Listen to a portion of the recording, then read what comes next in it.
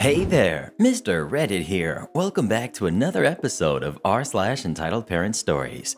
Our first story we'll be reading today, Entitled Parents on an Airplane. After that, Entitled Aunt ripped off my grandma for years, so I ruined her financially. After that, Entitled Dad ruins a Marvel premiere at the theater. And after that, demand a raise when you can't even do your job? Karen, you're fired. Now, Karen assured me that if we get 1,000 likes on this video, she won't demand a raise for an entire week. So please smash that like button. And if you're new, subscribe and turn on notifications for new stories from Reddit every single day. And by the way, become an official member of the Re-Army today, and I'll give you a special shout out in a video. Entitled Parents on an Airplane. Hello everyone. A few weeks ago, I got to experience my own entitled parent on an airplane moment, so I thought I might share it here. I live in a medium-sized Western European city with only a small domestic flights kind of airport, so when I fly international, I usually go to the closest big city with one of the biggest airports in Europe. I often take the bus to go there because it's way cheaper than the trains. The connections are not always well-timed, so sometimes I have to spend a few hours waiting for boarding. A few years ago, I discovered that Lufthansa often offers business class tickets for almost the same price as the economy tickets. There are also first class tickets, which are much more expensive, but that's another story. The difference between the business and economy tickets is that you get priority boarding, almost twice as much luggage allowed, and you are seated in business class. The middle seat is empty, and the food is way better. But for me, the biggest perk, the one which makes me pay 50 euros more, is that it gives you access to the business lounge at the airport. There is free food, and most importantly, coffee, there, and you can enjoy a comfy seat. So, when I have to wait 5 hours at the airport, I go the extra mile and take a business class ticket whenever possible. Now the story. A few weeks ago, I was going home to Moscow and had to wait 4 hours at the airport. I dropped off my luggage and went to the business lounge to wait. When you enter, you have to pass a security check, showing your boarding pass to the lady at the reception. Here, I have to say that I'm in my early 30s, but look younger, and when I travel, I try to be comfortable, so jeans and sweaters mostly, no fancy attire. I waited in line to get inside, and just in front of me, there was Karen. The suit, the bag, the hair, everything screamed, "Look at me!" And along with her was her little goblin, just screaming nonsense. Kids at airports are generally insufferable. The line didn't move for a few minutes, so I took off my headphones and listened in. Karen screaming something along the lines of, "I've been flying with your company for years. Let me in." The lady at the reception had to call security to help her explain that the lounge was only for people with business class tickets. Mind you, often not much more expensive than the regular ones. Karen finally gave up and stepped aside. But she stood close by, and when she saw that I was allowed inside, yelled something about how unfair it was. I was clearly cheating, as I was not rich enough to be there. I went inside and ignored her. Fast forward a few hours. I'm at my gate, waiting for boarding. And then, the horror. I spot Karen and the goblin waiting for the same flight. Great. The priority boarding is announced. I go inside, and I can feel Karen's glare on the back of my head. I ignore it once again, go to my seat, sit down, and wait for the plane to take off. I don't like the takeoffs, so I close my eyes and try to relax, listening to some music. About 10 minutes or so later, I feel someone pop on the seat next to mine. I must have dozed off because everything didn't immediately register to me, but I knew it was weird because the middle seat is always empty in business class. I reluctantly take off my sleeping mask, and oh no, it's the goblin and Karen taking the seats. That's weird. I know they're not supposed to be here, but I don't see anything. Maybe they got an upgrade. A few minutes later, however, an older gentleman arrives, apologizing to the flight attendant for being late. And just as I suspected, Karen was at the man's seat, and Goblin was just taking the empty seat. The gentleman tried explaining that it was his seat, and they must have made a mistake. The following exchange followed. Karen: "Yes, because this young lady has stolen my seat." Pointing at me. Me: "No, I did not." I show them my boarding pass. Then, to my horror, the goblin grabs my boarding pass and rips it with his little goblin hands. I'm not a shy person, and I'm not easily rattled. But man, I was shocked and did not know how to react to this blatant display of entitlement. The commotion made the flight attendant come to us. Mind you, the gentleman was standing as his seat was taken by Karen. Flight attendant: "What's going on?" Karen: "This jerk has taken my seat. Please remove her so I can sit next to my kid." Man: "It's her seat." Points at me. "The kid just tore her boarding pass. The pieces are still in his hand." Karen: "Nonsense. Flight attendant, please change my seat. I don't want to sit next to this liar." Karen screeched. The goblin cried. The engines were rolling, so lots of noise. The flight attendant finally had enough and very politely but loudly said, "Lady, this is clearly not your seat. There is always an empty seat in business class. Please go to your seats and stop bothering the passengers, or I will remove you from the flight." Karen, feeling she was losing the battle, made a final attempt. "I'm a frequent flyer. The least you can do is bring me some complimentary wine." With that, she yanked her kid and stormed to her seats in economy. This was the last I saw of them. The whole flight was uneventful afterwards, but I did get to know the old gentleman, and turns out he's often on Reddit too. So, if you are reading this, thank you for standing up for me. Next we've got Entitled Aunt ripped off my grandma for years, so I ruined her financially. This happened about 5 years ago. My grandma was getting old, late 80s, early 90s. She had one wish: to not live in a senior home. Easily done, as my grandpa sold some assets way back when, then invested the money and let it ride for over 30 years. He never touched it and collected a pension. Way back when my grandpa passed, about 10 years before this, my grandma appointed my dad, this crappy aunt, and my uncle as the trustees of the trust.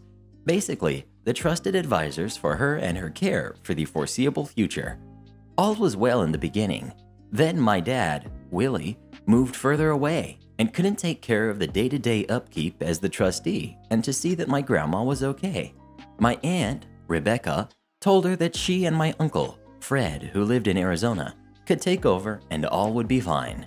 It was fine for a while. A few times my dad went back to visit and noticed my grandma didn't always have overnight care, or that her mail wasn't picked up and the driveway wasn't plowed. She also lost her cable TV and newspaper subscription. My dad figured it just lapsed, so he had the services put back on. My dad also noticed my grandma was eating moldy food at times because her truck was sold and she had no transportation. She drove up to 90 years old. She basically just chilled at the house alone and did crossword puzzles. The craziest part of this is that my aunt only lived 2 miles from my grandma, but my grandma told my dad she saw Aunt Rebecca once a week on Saturday for about 1 hour. As with the elderly and age, my grandma passed away. She did get her wish and was able to stay in her own home. After this, things started to get real interesting. Once the probate lawyer got her kids, my dad, aunt, uncle, and other estranged aunt, Becky, around the table, some shady business started to come out. My Aunt Rebecca asked that everyone just forego any audit or paperwork and they just sell the house for around $400,000 and divide up the remaining bank account balance of roughly $400,000. So, just signing on the line, each sibling was to get a check for $200,000. Not too bad of an inheritance. My dad thought that was somewhat a little rushed. He said at the time that he wanted to wait because my grandma's house was easily in the $600,000 range based on size and location. My aunt exploded in his face, yelling at him and calling him all kinds of names because he was unwilling to sign the assets then and there. She basically wanted a quick close while everyone looked the other way. My dad ended up leaving the room after the screaming and the deal wasn't signed that day. It took nearly 6 months before another appointment and they were all back at the table. The thing is though, when you are a trustee and the person passes away, The funds and access to financial accounts are all under heavy scrutiny until all beneficiaries are made aware and sign the final papers. At the next meeting, my dad went in there with no intention to sign the deal. He got his brother, my Uncle Fred, to agree that they audit the entire accounts going back 5 years. When they demanded this again at the meeting with the lawyer, my aunt ended up arguing that a forensic audit would cost them $5,000 and it's a waste. Like, what difference does it make? 2 beneficiaries requested it, so it was what was going to happen. The audit report showed up about 3 months later. Here's where it gets good. My dad began looking over the audit report and saw it was full of holes, like excessive monthly food costs for a 90-year-old lady, payments made for car services for a car my grandma no longer had, many different things in there that just didn't add up. My dad asked me to give the audit a second look, so I spent a Saturday night going over it, and here's some crazy stuff I found and alerted my dad about. Costco monthly food costs of $1,100 to $2,000 for the last 4 years. Telephone bills for 6 cell phones. Grandma has a home phone only. Gasoline for a truck my grandma didn't have for like 4 years and easily $400 a month. House repairs paid to my aunt's husband who owned a construction business. Some of the house repairs were like $16,000 for a new roof, new garage doors, home security system, which she didn't have, etc. All inflated prices. Grandma paid for my aunt to go to Europe twice on vacation. My grandma was paying my estranged Aunt Becky a stipend of $2,000 a month for the last 5 years, as well as her deadbeat son for $2,500. Every month they were paid. All grandkids were to be paid a lump sum of $10,000 upon their 30th birthday, as that is when the $50 check from Grandma stopped for all grandkids. Guess who was paid out? Her kids and my estranged aunt's kids, but not me or my siblings. My grandma gave loans to my Aunt Rebecca for her husband's construction business in return for equity in the company, which amounted to nothing. These loans totaled about $200,000 over 3 years, right around when the housing bust happened. They also sold her assets like jewelry and whatnot for cash because some big-ticket items simply vanished from her house. Armed with all of this, the next probate meeting was interesting. In the time between my grandma's passing and the third probate meeting, my aunt's construction business filed for bankruptcy, so that $200,000 in equity Grandma had simply vanished. The probate lawyer was also somewhat concerned and makes it obvious that this was fraud and breach of fiduciary duty, where my aunt could actually get real prison time. After this, the negotiations were much more favorable. My aunt got nothing, literally zero. My other aunt only received $25,000 after all the stipend payments. My father and uncle shared the rest after all grandkids received the $10,000 payout. The house sold to the first offer for $520,000. That was the regular revenge for any treacherous jerk that ripped off Grandma and had her eat moldy food. Here is the pro. My aunt probably felt pretty bad that she couldn't supplement her lifestyle with Grandma's money anymore, but that was the least of her worries. Since she tried to personally rip me off for $10,000, I took it personally. I don't care how tough you are. The IRS is the scariest thing that can happen to a person. Nobody wants to have their money forcibly removed. I did a little research and found the 3949-A. I also had the audit and the legal office that would provide the full trust if requested or demanded by the IRS. I don't know if it ever was.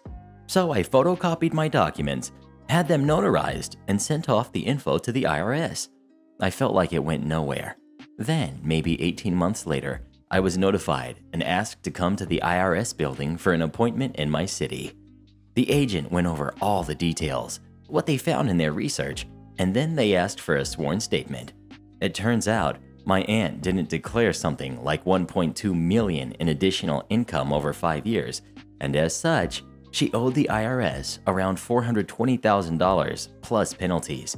There was no way she was going to pay that on a teacher's pension, and after her husband has bankrupted his business. Her house was sold, her vehicle sold, and they left the state. Now, aunt and uncle live in a depressing desert town in the Southwest. The IRS paid me around $60,000 about 3 months after the appointment. She should have paid that $10,000. Next we've got Entitled Dad Ruins a Marvel Premiere at the Theater. Hey guys, this is my first post here, so I hope I don't mess up. It's also a pretty old story, and I don't think I can disclose which movie I'm talking about, but it's one of 2019's MCU movies that was premiering in the theater where I work. So let's start with this. The theater where I work is small. It's situated in a meek town, so nothing happens here. Most people who really cared about this film went to see it in the city, so there wasn't that much movement, and we played it in our smallest screening room. 30 to 40 people came in, mostly teens or parents with their kids. In walks Entitled Dad, balding guy in a black jacket with a little kid, 10 at best. I'm not gonna lie, I have no idea how this started. I didn't serve the man and his son. I completely missed them coming in and only caught on to the situation later. But basically, they bought tickets and went to their assigned screen after buying some snacks. The audience took their seats.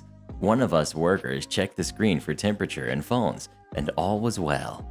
Now we check the screens a few times per screening. We have signs on all the doors and by the steps leading to the screens that ask audiences to turn off their phones. There's also an announcement before every film that asks you the same thing: turn off the phones. If you care to read one of those countless signs, you'll know that if you are caught using your phone in the screening room, you will be asked to leave. Entitled Dad apparently couldn't read, or couldn't care less. We're strict on this because phones are really distracting. When we, workers, step into the dark room, the first thing we see from the door is the person's phone because it's so bright in the theater lighting. They're really visible and annoying to other spectators, silenced or not. Next time the screening was checked, Entitled Dad was on his phone. He was asked to turn it off. He instead grumbled and stuck it in his pocket. Then we checked the screen again after a few minutes and again asked Entitled Dad to turn it off. That's when Entitled Dad decides to argue. The worker dealing with him was almost brought to tears because he was so rude, and she went to get the manager. Now, our manager is a big guy, buff as heck, tall and dangerous looking. He's a teddy bear though. But the worker who was almost brought to tears was his sister, and he wasn't nice to the person who was mean to her. Our manager goes to Entitled Dad and asks him to leave. Entitled Dad throws a fit. He starts to yell at the manager, angry that he has to watch this stupid movie, and that he should be allowed on his phone because he's only there so his son can see it. We don't let kids under 12 in without their parent or guardian, so yes, he had to be there if he wanted to sit with his son. Still, phones were prohibited. He claimed we should let him be on his phone and distract all the other audience members because he would be bored otherwise, all while shouting at the staff and disrupting the movie, which was already running. One of our workers had to run upstairs to the control room to pause the movie. 6 months of working in that theater, and that's the only time this had happened. Our manager finally won the argument and got Entitled Dad to leave and take his poor son with him. I'm still sorry for the kid because I'm sure he wanted to watch that movie. The manager apologized profusely to the remaining audience, and the newest MCU movie continued to play.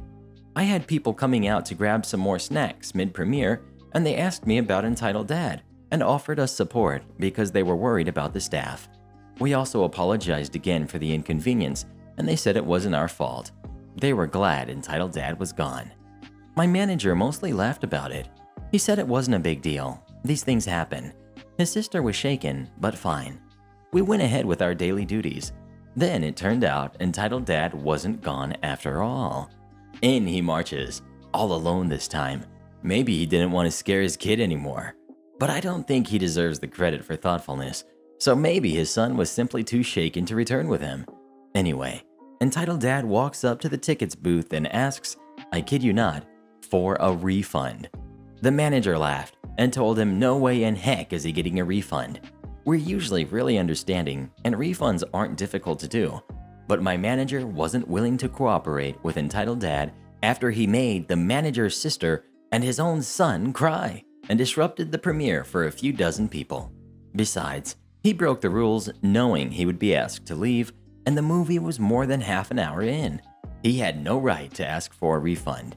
He called my manager rude and demanded again that he gets a refund because he was kicked out of the cinema and his son's day was ruined. Duh, you ruined it, Entitled Dad. The manager said no and told Entitled Dad to leave.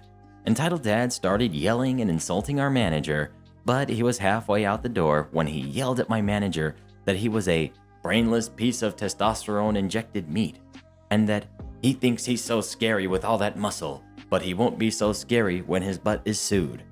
So yeah, dude threatened my manager with a lawsuit while my manager was laughing his head off. The lawsuit never came. Neither did the dude return. Next we've got, demand a raise when you can't even do your job? Karen, you're fired. For context, I work in the family business. Without going into specifics, because it'd definitely be easy to find, we make things in a niche industry and sell those online. I manage production while my dad manages admin and customer relations. Due to some medical issues that cropped up for myself, we found ourselves a little short-handed. It's a small business after all. Apart from immediate family, we're generally pretty reluctant to hire friends or acquaintances. Because of the circumstances, we made an exception here, as my mother knew a capable admin person who was looking for a new job. For the sake of simplicity, this new hire we'll call Karen. She interviewed well, had loads of experience, on paper, and seemed pretty switched on. We thought it would be a good fit, and after checking her references, gave her a job. Now, it's important to note a few details that were explicitly stated in the interview. It's a casual position with the opportunity for part-time in the future. In my country, casual means a bump in hourly rate, but no paid sick leave or annual leave. The inflated hourly rate is there to compensate for not having those. The pay rate was stated as X amount of dollars, which was well above the industry standard, but a little less than her previous position. The job was not at the same level as her previous position. Where I live, there's government guidelines on pay scale, and there's levels for positions. This was essentially a level 2 admin position. Her previous one was a level 3. She accepted these conditions in the interview and seemed keen to start right away. From the start, we started seeing issues. She was very slow to pick things up. She got confused if you gave her anything other than simple task instructions. We couldn't give her a bunch of jobs to work through, as she'd start on all of them at the same time, get confused, start doing tasks for one job and documenting them in another job. Even the most basic task we assigned her, filing, was a complete mess. At some point, she must have given up and chose a new filing method, where if it's not visible, it's been filed. 6 months after the fact, we're still finding income receipts and shipping folders, invoices to be paid and receivables. You get the idea. She was also extremely rude to anyone younger than her, basically 90% of the staff. We kept getting whiffs of a sense of extreme entitlement. Anyone other than myself and my dad was obviously beneath her, to the point where she would refuse instructions from anyone other than us. Anyway, this obviously couldn't continue. We stuck it out for her trial period, witnessing a true comedy of errors on a daily basis. The final nail in the coffin happened a couple days before her trial concluded. On a Friday afternoon, she walked into my dad's office. The abridged conversation, which I could slightly overhear, went something like this. Please note, she had only been working with us for a little over a month. Karen: I'd like to take 3 weeks of annual leave. Dad: What? You're casual. You don't get annual leave. Karen, shocked face: That's not what you told me in the interview. You're not paying me enough. She storms out. So on a Friday night, I was instructed to go over the pay scales and position requirements to make sure we were paying her correctly. I didn't think it'd be an issue because we were above industry standard, but I was forced to double check, print off this information, as well as average wages for the industry. She was on the right side of the bell curve, unsurprisingly. Monday rolls around, and my dad had a commitment that took him out of the office, so I was instructed to sit down with Karen and figure out what the heck she was on about, and eventually show her the door. I remained respectful during the encounter, as I had a feeling she was the kind of person to seek legal recourse and go to industry watchdogs if she was given half a chance. Me: So, Karen, I heard you had a bit of a disagreement with Dad. Karen: Yes, you're not paying me enough if I'm casual. Well, I spent most of Friday night going through government pay scales. Well, If you did, you'd know that I'm not getting paid for the position I'm entitled to. We were pretty clear in the interview. No, you weren't. You said this was a part-time position. I'm a level 3 super secretary. That's not the position you interviewed for.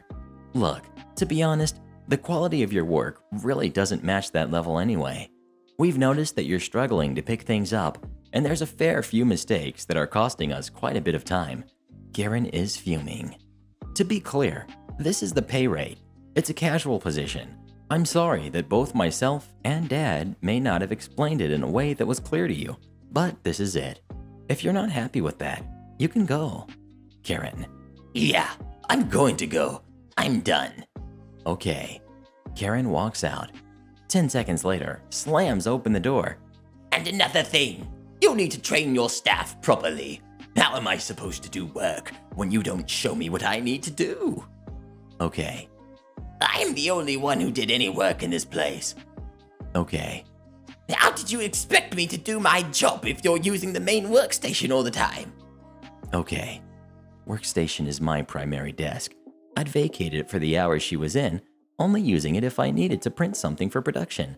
The tasks that she needed the workstation for was primarily checking emails, which she didn't do, and booking and transport for goods, which she couldn't do without my help. Oh, the irony.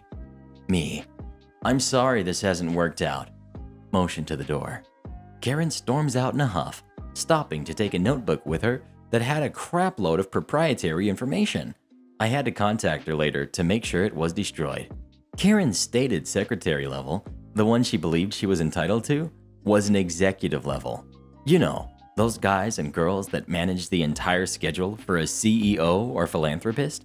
We later found out that she basically set herself at that level along with a ridiculous salary at her previous position because it was a non-profit that her sister was the treasurer of.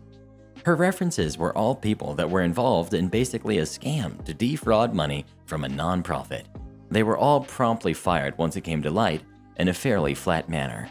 They didn't do anything strictly illegal, as the salaries had to be voted on by committee, which her sister pushed through. But I really don't see any difference between her and some big wig making a suck fund. It's just a different degree of fraud. The level of incompetence she displayed doing her job is, as I previously mentioned, still being felt. We found, and still find, emails with incorrect invoices sent out, glitches in our database that we struggle to untangle and financially reconcile, random bits of paperwork everywhere. We even found an invoice that needed to be paid stashed behind one of our printers. This was a utility bill that only sends out paper invoices. We didn't even know about it until we were well overdue on payment. To conclude, forget you, Karen. You made more work for us than you saved with your incompetent, entitled attitude. P.S. I don't know how, but this is the second time this has happened on hiring admin staff. I don't know what it is about this position, but it seems to attract some of the worst people on the planet. And shoutouts to our Regenerals of the day. Transformer King Doomlock, Rocky Lee, Meme for Hire, and TNA Gaming. Become tomorrow's Regenerals by leaving as many Rees as you can in the comments below.